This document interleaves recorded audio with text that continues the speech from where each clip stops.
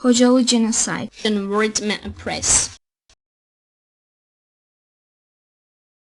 Khojaly genocide. Word press. Newsweek 16 March 1992. Face of a Massacre by Pascal Private with Steve Levine in Moscow, Azerbaijan, where the Chernobyl house again last week. A place of mourning, refugees and dozens of mangled corpses direct a makeshift morgue behind the mosque. And they were ordinary Azerbaijani men, women and children of a small village in war town Nagorno-Karabakh overrun by Armenian forces on February 25-26. Many were killed at a close range while trying to flee. Some had their faces mutilated, others were scalped, while the victims' families mourned.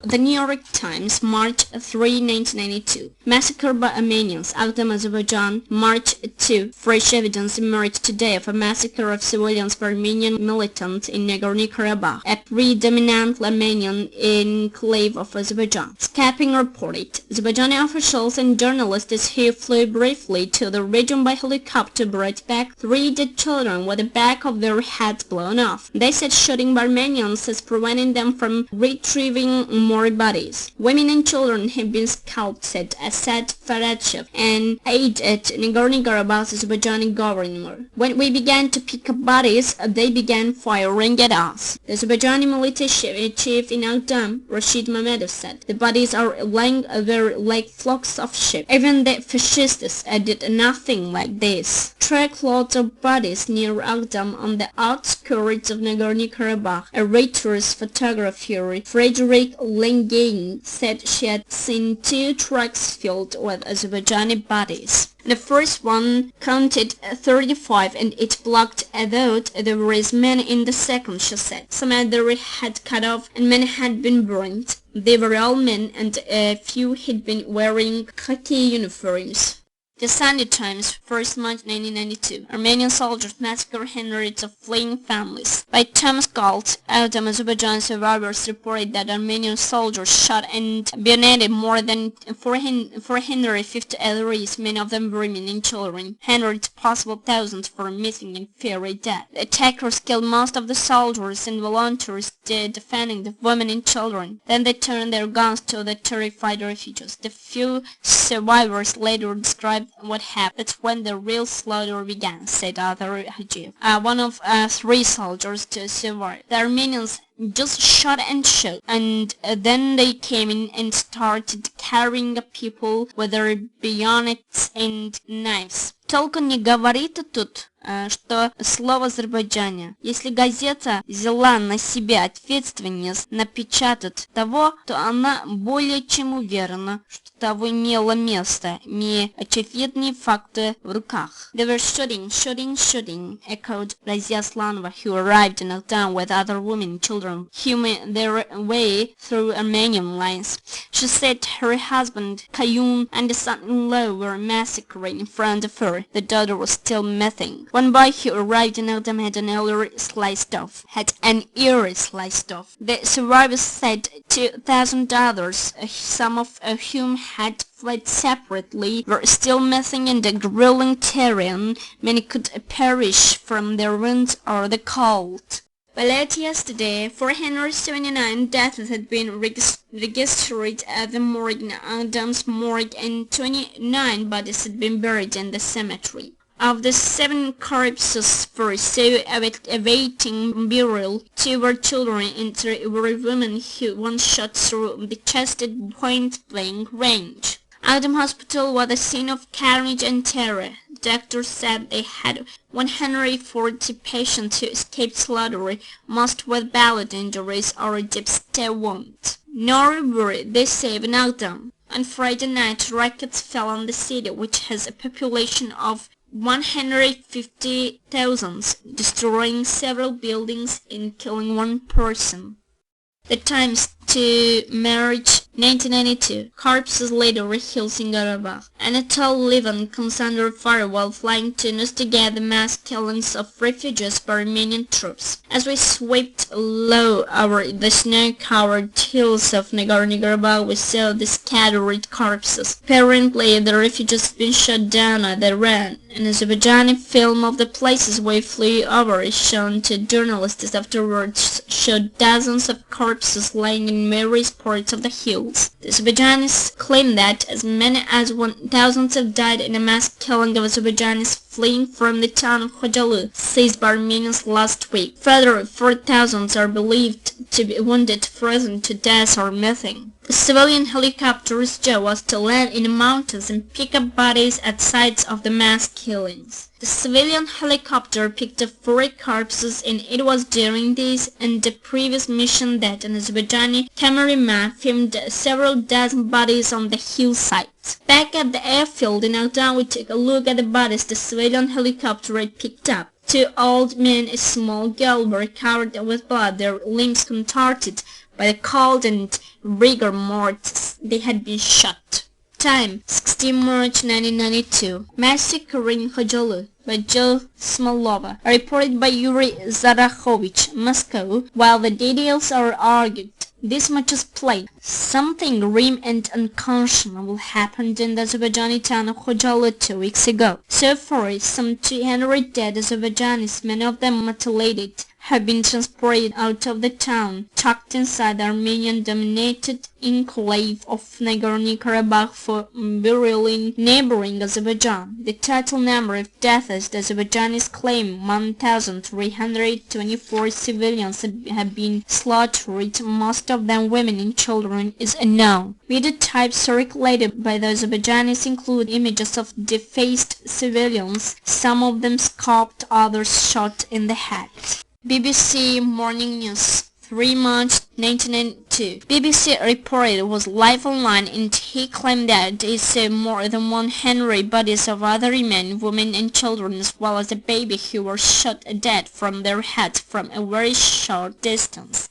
BBC Morning News, 3 March 1992. Very disturbing pictures shown that many civilian corpses who were picked up from a mountain. Reporters said he, cameraman and Western journalists have seen more than 100 corpses who are men, women, children massacred by Armenians. They have been shot dead from their heads as close as 1 meter. Picture also has shown nearly 10 bodies, mainly women and children, shot dead from their heads. Azerbaijan claimed that more than 1,000 civilians massacred by Armenian forces. Channel 4 News, 2 March 1992. Different journalists have seen 32 corpses of men, women and children in civilian clothes, many of them shot dead from their heads as close as less than 1 meter. Reports from Karabakh Press, a merciless massacre of the civilian population of the small Azeri town of Khojaly, population 6,000, in Karabakh, Azerbaijan, is reported to have taken place on the 9th of February 28 by the Soviet Armenian army. Close to 1,000 people are reported to have been massacred. Elderly and children were not spared. Many were badly beaten and shot at close range. A sense of rage and helplessness has overwhelmed the Azeri population in face of the well-armed and equipped Armenian army. The neighboring Azeri city of Agdan, outside of the Karabakh region's commander, have Armenian artillery shelling. City hospital was hit and 2 pregnant women as well as a newborn infant were killed. Azerbaijan is appealing to the international community to condemn such barbaric and ruthless attacks on its population and its sovereignty. Boston Sunday Globe, 21 November 1993. By John Overbeck, correspondent, Sheikh Natalie, Azerbaijan. The truckloads of scared and lost children, the sobbing mothers, the stench of sickness, and the sea of blank faces in mud-covered refugee camp obscure the deep ratio why tens of thousands of others have fled here. What we see now is a systematic destruction of every village on their way, said one senior U.S. official. It's one of the most disgusting things we have seen. It's vandalism, the U.S. official said. The idea that there is an aggressive intent in a sound conclusion. The United Nations estimated that there are more than 1 million refugees in Azerbaijan, roughly 1,000 of the former Soviet republic's entire population. Thousands who fled to neighboring Iran are being slowly repatriated to the refugee camps, already bursting at the seams. But because of the Karabakh Armenians' policy of burning villages, relief organizations that there is no hope that Azeris could return home anytime soon.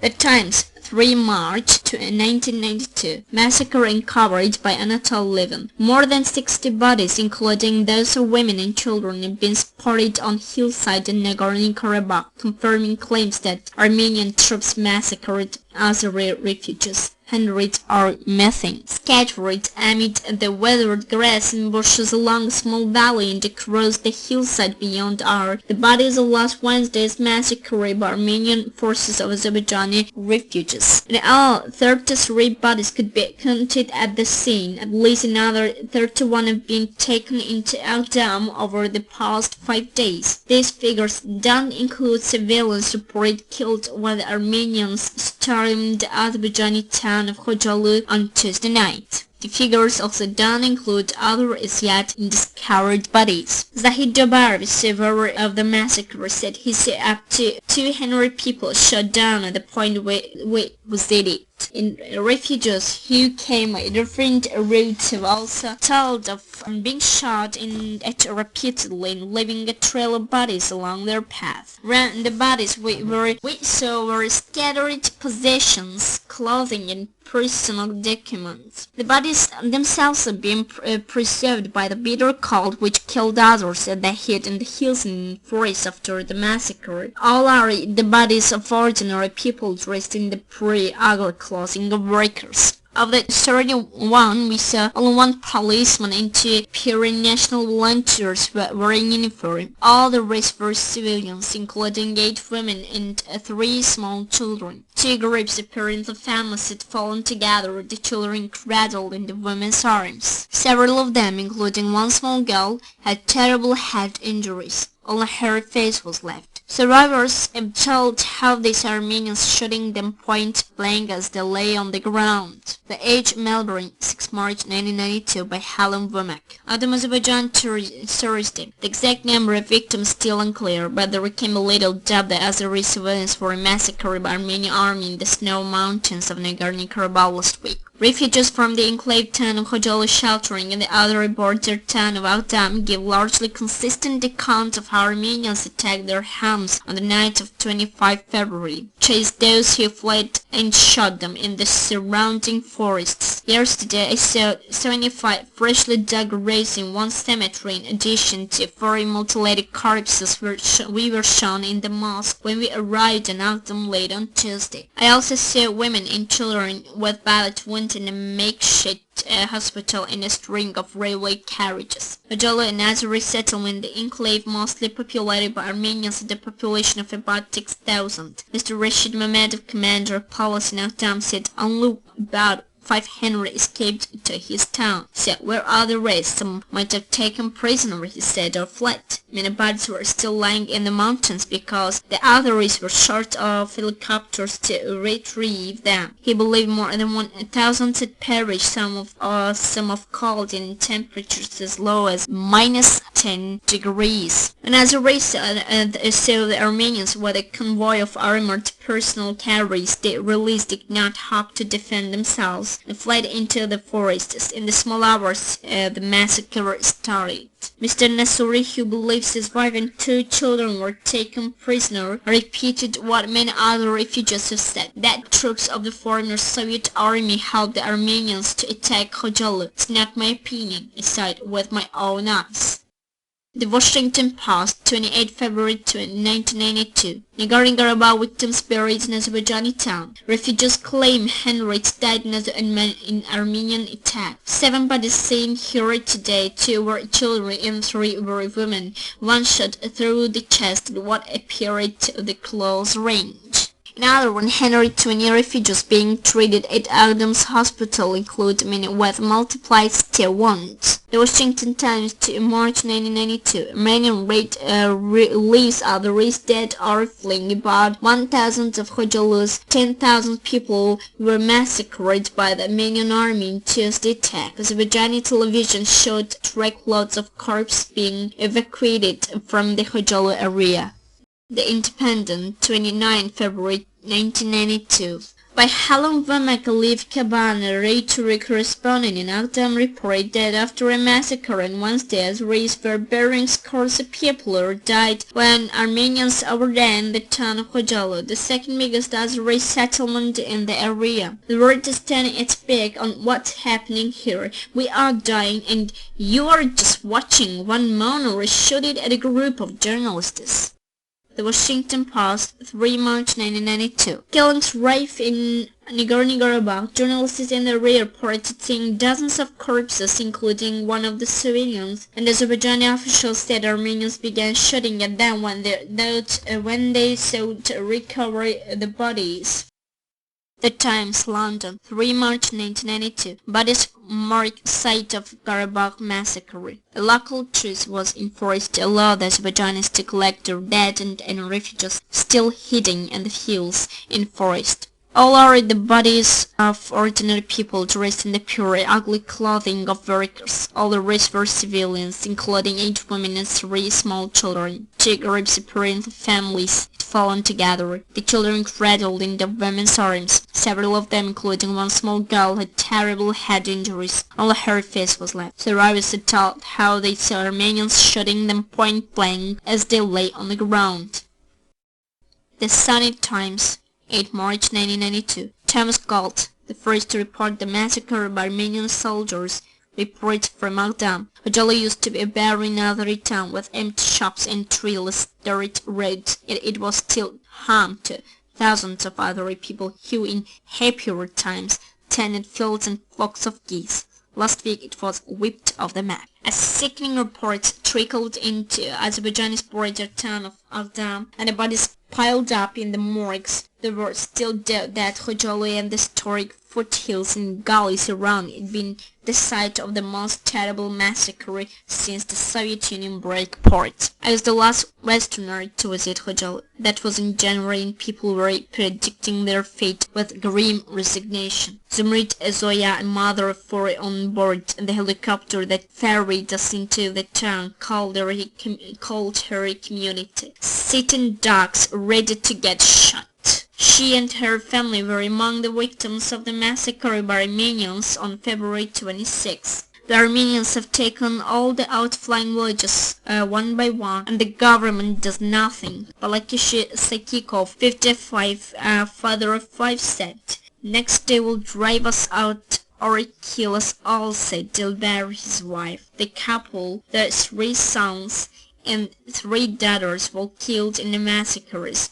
There were many other people I had spoken to. It was close to the Armenians' lines we knew we would have to cross. There was a road and the first units of the column ran across, then all hell broke loose. Bullets were raining down from all sides. Thus entered their trip. The Azeri defenders picked up one by one. Survivors say that the Armenian forces they began a pitiless slaughter, firing at anything moved in the gullies. A video taken by an Azeri cameraman, bailing and crying as he filmed body after body, showed a grisly trail of death leading towards higher forested ground, where the villagers hid out refugees from the Armenians. The Armenians just shot and shot and shot, said Omar Beysalov, lying in the hospital knocked down with shrapnel wounds. I saw my wife and daughter fall right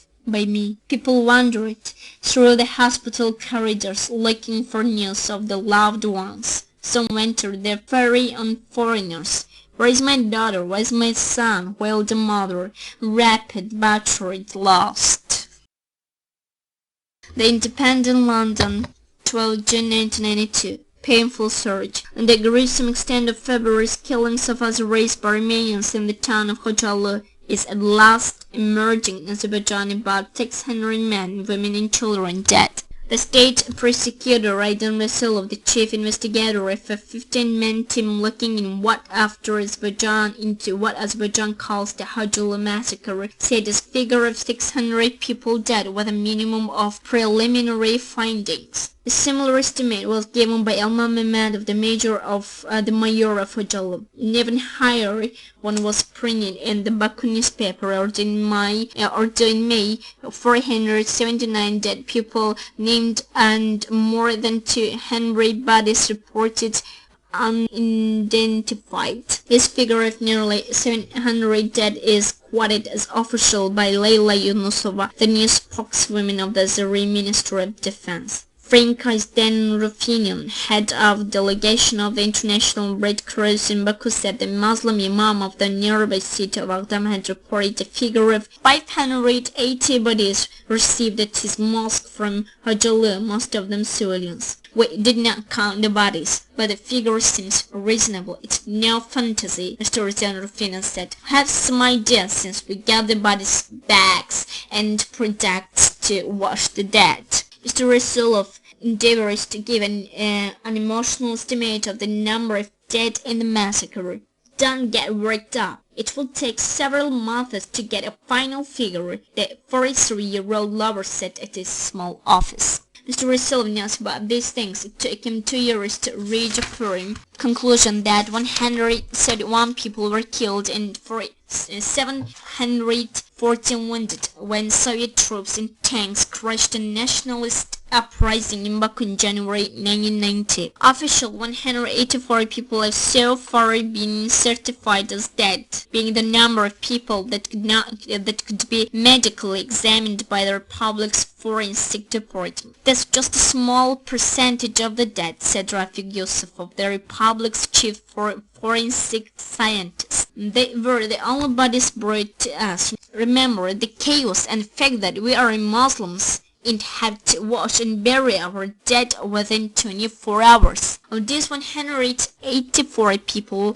51 were women and 13 were children under 14 years old. Gunshots killed 151 people, shrapnel killed 20 and axes or blunt instruments killed 10. Exposure in the Highland snows killed the last 3. 33 people showed signs of deliberate mutilation, including ears, noses, breasts or penises cut off and eyes gouged out. According to Professor Yusufov's report, those 184 bodies examined were less than a third of those believed to have been killed, Mr. Rasulov said. There were too many bodies of dead and wounded on the ground to count properly. 470, 500 in Khojaly, 650, 700 people by the stream in the road, and 85, 100 visibly ran to Vanning village.